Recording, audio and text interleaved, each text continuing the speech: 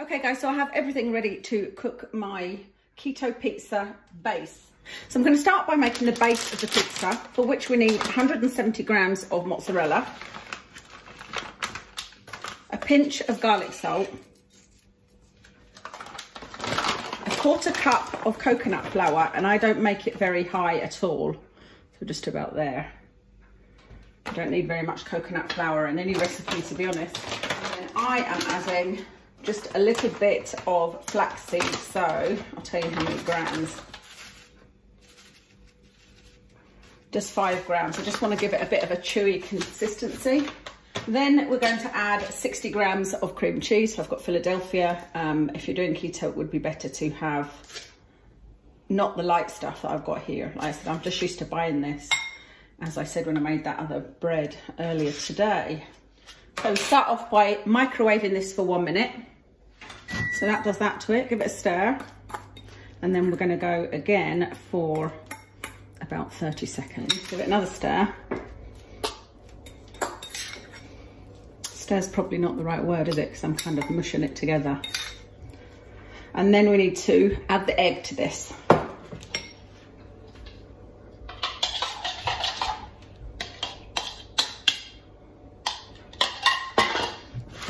And then mix gently.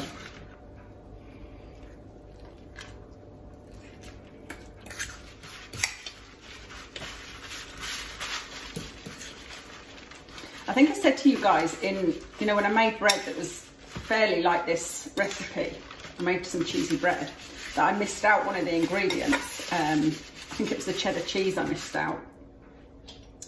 Well, when I first made this, I actually missed out this egg. And honestly, it didn't make that much difference. I'm not, have no qualifications and no knowledge about what things do in baking whatsoever. I'm just kind of folding this and making sure it's got all the egg absorbed in it. So I've no idea what the purpose of the egg is. I'm sure one of you bakers or cookers out there, more experienced cookers, can tell me, because I spent a lot of my life working in hotels, having dinners made for me. So that's quite some nice dough there now. You can see it's a kind of dough consistency. So I'm just going to tip it onto a piece of baking paper.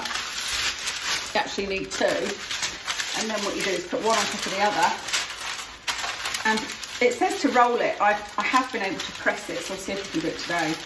You don't even need a rolling pin, just press it into place. I'm going to fit mine onto this baking tray here, because it says to do it round, but I like to do it kind of rectangular. It fits the baking tray better. I don't have a pizza stone or anything like that.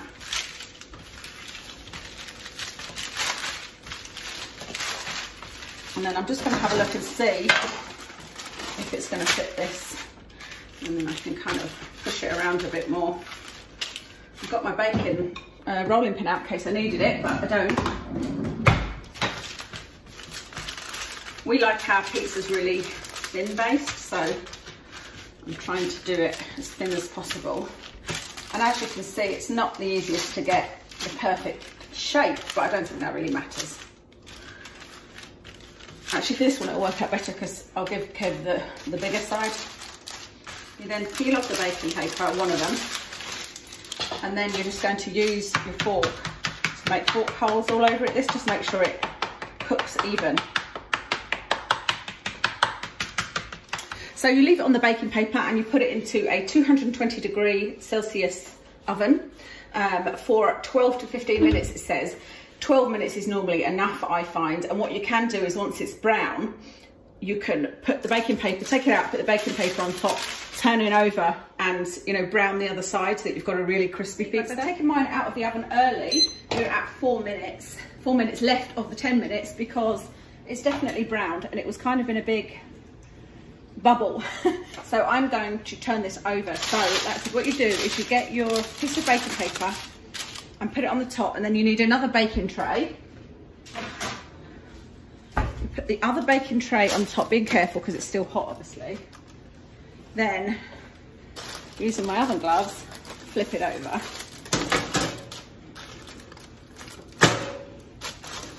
take the baking tray off, and then hopefully it will peel off okay. Yep, no problem.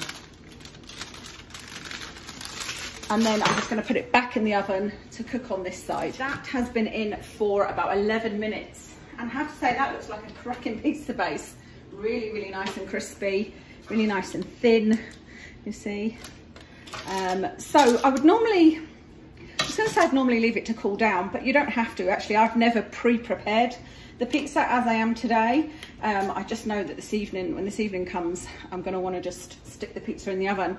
Now, I put a really fine scraping of this on, tomato and garlic puree. I've never looked at to see what the carbs are, to be honest with you, and that is not in the recipe, and you can absolutely just go ahead and put cheese on. You know, there's plenty there. I wouldn't want to put much of this on because it might make it soggy. The only reason I put this on really is because Kev likes the taste of tomato on a pizza. And I don't like fresh tomatoes, so you know, you could probably add tomato. I think tomatoes are okay on keto, aren't they? I don't really know because I don't eat tomatoes, I don't like them. But I don't mind tomato puree, you know. Oops. I'll leave me some cleaning to do. Such a klutz. I'm a klutz with everything, including cooking. The first time I made something for Kev, he could not believe the state of the kitchen. He said he was like telling all his mates, and he was just in a complete state of shock. I think I'd made spaghetti bolognese and it was like up the walls and everything.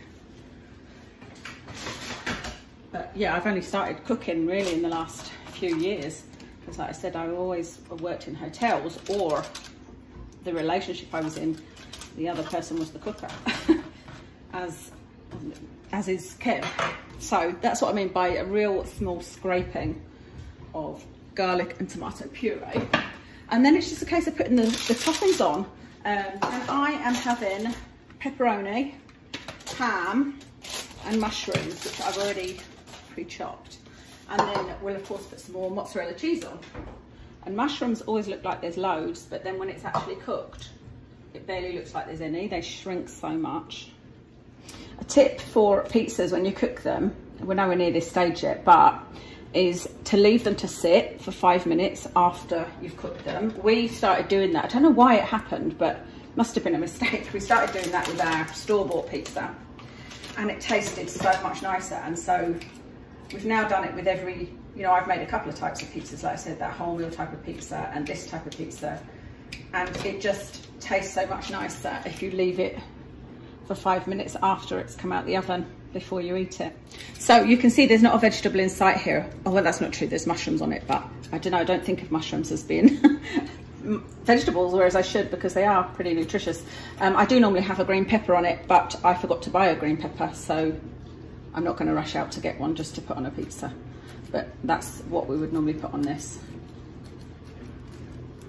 Right, that is now ready for the oven, but obviously it's not dinner time yet, so I'm going to leave that. I'm going to put some foil over that and stick it in the fridge.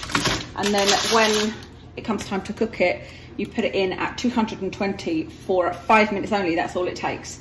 And then, like I said, take it out, rest it for 5 minutes, and I shall show you what it looks like when it's... So this is the pizza. It's just in its resting period at the moment. We've just got 2 more minutes until it's ready to eat. And yeah, this is Kev's one. Looks pretty nice. Mine is a little bit wet because I had it on the baking tray in the oven, but when the time was up, it didn't look... I like the cheese to look, you know, when it bubbles over. So I thought I'll just put the grill on instead of the oven, but keep it on the baking tray. The baking paper touched the grill and caught on fire. So I quickly, you can see the remnants of this, ran it under the tap, which means that thankfully it was my end, the pizza has got a bit wet, so it's not going to be quite as crispy as I would have liked. But at least we didn't have a fire situation, or not much of one.